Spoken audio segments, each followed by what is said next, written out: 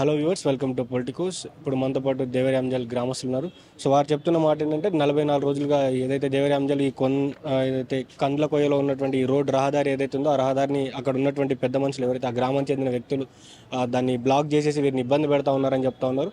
మరి ఇంతకుముందు దీని మీద హైడ్రా స్పందించి హైడ్రా కూల్చివేతలు జరగడం, మరి అక్కడ ఉన్నటువంటి పోలీస్ వ్యవస్థ కూడా స్పందించి చేసిన తర్వాత కూడా ఆ వ్యక్తి మరలా ఇదే చేస్తున్నారని చెప్తున్నారు. సో ఆ గ్రామస్తులతో మాట్లాడి తెలుసుకున్న వారు ఏం చెప్తారో చెప్పండి అన్న, ఏం చెప్తారు? మేము దేవరియాంజల్ గ్రామస్తులం అండి. ముఖ్యంగా ఇది దేవరియాంజల్ కండ్లకొయ్య మధ్యనటువంటి ప్రభుత్వ రహదారి అండి. ఈ యొక్క రహదారిలో సబ్ స్టేషన్ ఉంది. మేడ్చల్ కోర్టుకు, తర్వాత పోలీస్ స్టేషన్కు, సబ్ రిజిస్టర్ ఆఫీస్కు ఈ మధ్యన అయిన తర్వాత అక్కడ ఉన్న వాళ్ళకంటే దాన్ని కన్నుబడ్డది. అక్కడ 40 ఫీట్ పబ్లిక్ రోడ్ కాపీలో పెట్టుకుంటే వాళ్ళు కమర్షియల్గా కాంప్లెక్స్ కట్టుకోవచ్చని, అది ముఖ్య ఉద్దేశం అండి. తర్వాత మాకు దీని ఆల్రెడీ హైకోర్టు కూడా చెప్పిందండి, there is existing 40 feet road ఉంది కాబట్టి హైకోర్టు ఉందని చెప్పేసి అక్కడ ఎంఆర్ఓ కానీ తర్వాత మున్సిపల్ కమిషనర్స్ కూడా రెస్టోర్ చేయమంటే అతను లాస్ట్ ఇయర్ కూడా అక్కడ కొన్ని షాపులు కట్టేస్తే షాపులు ఆల్రెడీ డిస్మాంటిల్ చేశారండి. చేసిన తర్వాత మళ్ళీ ఈ మధ్యన సమ్మర్ రాగానే మళ్ళీ వీళ్ళు అక్కడ కోర్టు జడ్జి లేకుంటే పోస్ట్పోన్ అవుతుంటే చాకుగా తీసుకొని మళ్ళీ వీళ్ళు అక్కడ లోకల్ ఉన్నటువంటి లీడర్స్ సాయంతో మొత్తం ఈ యొక్క మన రోడ్డును ఆపేస్తే మేము హైదరాబాద్కి వెళ్ళామండి. రంగనాథ్ గారు స్పందించేసి 7 డేస్ లోపల వాళ్ళు వచ్చేసి క్షేత్రస్థాయిలో మొత్తం సర్వే చేయించేసి ఆ రోడ్డు రెస్టోర్ చేశారండి.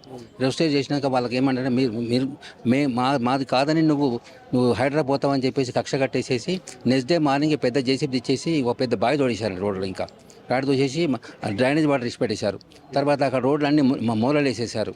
తర్వాత అన్ని ప్రైవేట్ పార్టీ చూపించేసి లేడీస్ వచ్చేస్తే ఓపెన్ చేసేసి ఇది చూసుకుంటూ పోండి అని చెప్పి అందరి మీద అటాక్ చేస్తున్నాడు. తర్వాత అక్కడ మున్సిపాలిటీ వెహికల్స్ పోతాయండి. మున్సిపాలిటీ లేడీస్ కూడా చాలా మంది పూర్ వాళ్ళు ఉంటారు, వాళ్ళు కూడా అట్నే చూపిస్తున్నారండి. ఇవన్నీ పోలీసు వాళ్ళు చెప్తే పోలీసులు అందరూ డిఫరెంట్ ప్రైవేట్ పార్టీ చూపిస్తున్నాడు ఓపెన్గా. అవన్నీ కూడా వీడియో ఫార్వర్డ్ చేస్తామండి. చూపించేసిన తర్వాత ప్రైవేట్ పార్టీ చూసినందుకు కేసు బుక్ అయింది, రాళ్లతో కొట్టినందుకు కేసు బుక్ అయింది. తర్వాత వాళ్ళు ఏమంటారంటే మున్సిపాలిటీ వాళ్ళు వచ్చి రెస్టోర్ చేస్తారండి. రెస్టోర్ చేస్తే పోలీసు వాళ్ళు ఏమంటారంటే మున్సిపల్ కమిషనర్ కంప్లైంట్ చేయాలంటాడు. మేము మున్సిపల్ కంప్లైంట్ ఇవ్వమంటే నేను ఎందుకు ఇస్తానండి, నేను ఇస్తే మళ్ళీ నేను ఎఫ్ఐఆర్ అవుతుంది, మళ్ళీ నేను ఎక్కడ పోయినా మళ్ళీ నేను కోర్టు పోవాలి, నాకు ఎందుకు వచ్చింది. ఓకే, అతను రిగింగ్ చేస్తూ ఉంటాడు, నేను కూడుస్తూ ఉంటాను, నేను చట్ట ప్రకారం కరెక్ట్గా ఉంటాను. అందరు లీనియట్గా చెప్తున్నారండి. ఇప్పుడు హైడ్రా బాగానే పనిచేస్తుంది, ముందుకు పోతూ ఉంది.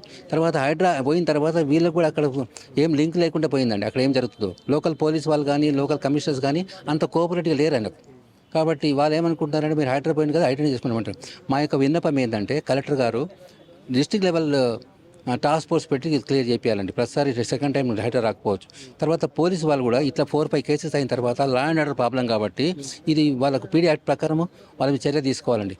లేకుంటే దీనిని చూసి ఇంకా మిగతా వాళ్ళందరూ కూడా అదే స్టార్ట్ చేస్తారు. ఇంకా ఇప్పుడు కోర్టు కూడా ఒకసారి కూల్చేయమని చెప్పింది, మరియు ఇక్కడ హైడ్రా కూడా 2 సార్లు కూల్చేసింది. ఒకసారి కూల్చేసిందని చెప్తున్నారు. ఇన్నిసార్లు కూల్చేసిన తర్వాత కూడా తను ఏ ధైర్యంతో మళ్ళీ ఈ కట్టవేతలు కడతా ఉన్నారు? అతనికి బ్యాక్గ్రౌండ్లో కంపల్సరీ రియల్ ఎస్టేట్లో ఏదో పెద్ద వాళ్ళే ఉంటారండి, పెద్ద గ్యాంగ్సే ఉంటారు. లేకుంటే ఆయన ఒక టీ కొట్టు కట్టుకొని నీళ్ళు అమ్ముకున్నారు వాడండి, అంత చేయలేడు.